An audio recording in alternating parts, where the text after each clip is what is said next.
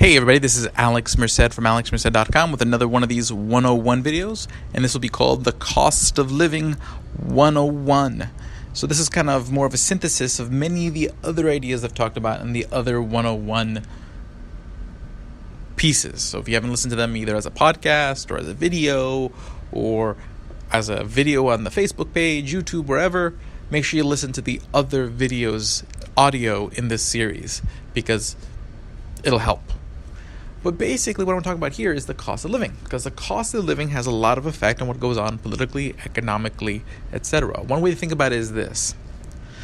The higher the cost of living, the more just paying to survive eats up of your income, which means you have less discretionary income, means you have less money left over to do other things with, meaning you could either save it, which when you save money, it gets invested somewhere else in the economy, helps you start new businesses.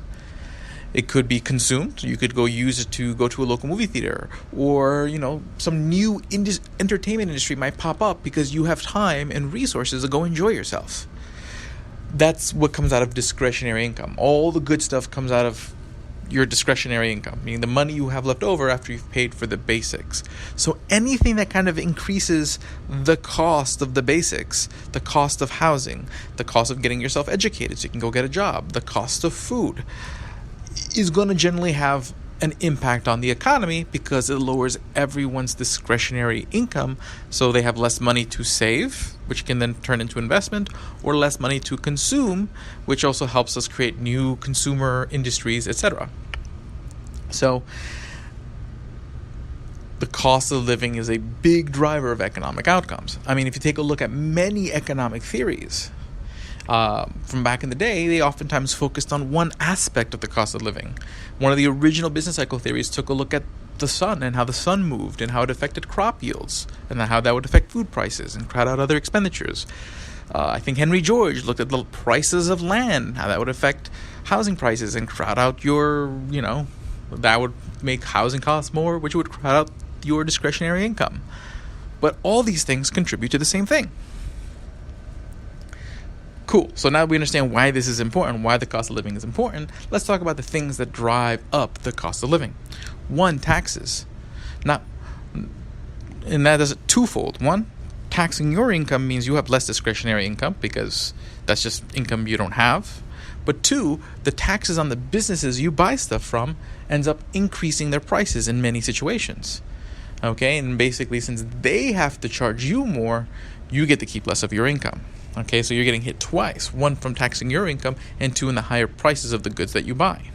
Regulations, there's a cost to regulations. It's not just the cost of, hey, if you break the rules, you get fined, but also the cost of hiring the lawyers to make sure that you understand the regulations, especially when they get really complicated. The time that you have to wait to get certain approvals and licenses and permissions, and the opportunity cost of those times, and this increases the cost of doing business, which then turns into higher prices when you're buying food, when you're buying anything. So regulations, taxes, government lending programs. So when you take a look at, especially like education and housing, when the government guarantees banks' ability to lend for a particular purpose, more money is going to be going to that area. Okay, so we say, hey, we're going to guarantee banks if they lend you money for student loans, a lot more money is going to go to student loans, and that's going to end up pushing tuition prices up. And if you say, hey, we're going to guarantee banks making you a loan for housing, well, a lot more money and a lot more credit is going to be going to housing, and it's going to push up the prices of housing a lot more, which also generally means there's an opportunity cost. That means that credit is not going somewhere else. So somewhere else is being starved of credit, theoretically. But housing, education, those are parts of your cost of living. So government lending programs can have that effect because they're guaranteeing, they're diverting credit, which is going to have a price impact on those particular goods and services. And oftentimes they do this for the things that people need most. So, regulations are eating up your cost of living. Taxes are eating up your cost of living. Government loan programs are eating up your cost of living. Inefficiency eats up your cost of living. When it comes to government, when government participates in wars it doesn't need to, or has bad diplomacy, that can influence the cost of goods between nations, could influence the budget deficits that we run, which means more taxes down the road. All these things will eventually translate into higher prices for you. And when you take a look at war, it does it in lots of different ways. Not only the increased taxes that come from the levels of spending that are needed, or the deficits that lead to future taxes, but also the fact that you need resources, the steel that's used to build tanks and weapons and whatnot, and all these resources and labor are now used from other parts of the economy, which means labor is more scarce, certain resources are more scarce than they otherwise would be, making them more expensive, affecting your cost of living.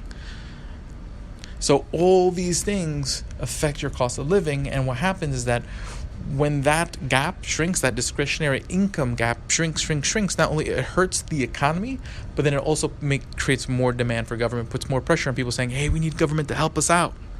But the problem is when government jumps in to help out, it creates more demand for spending, which creates more demand for taxes, and then that gap just keeps shrinking until more and more people find themselves on the wrong side of being able to afford the cost of living and well-being and poverty. So point being is that government cannibalizes the cost of living if it runs away in many different ways, and it all adds up together. And when you look at it, it doesn't look like any one piece is doing a tremendous amount of damage, but altogether it really adds up. So hopefully this was food for thought. I'll talk to you guys later. This is Alex Merced from alexmerced.com. If you guys like what I'm doing, please do become a supporter at donate.alexmerced.com.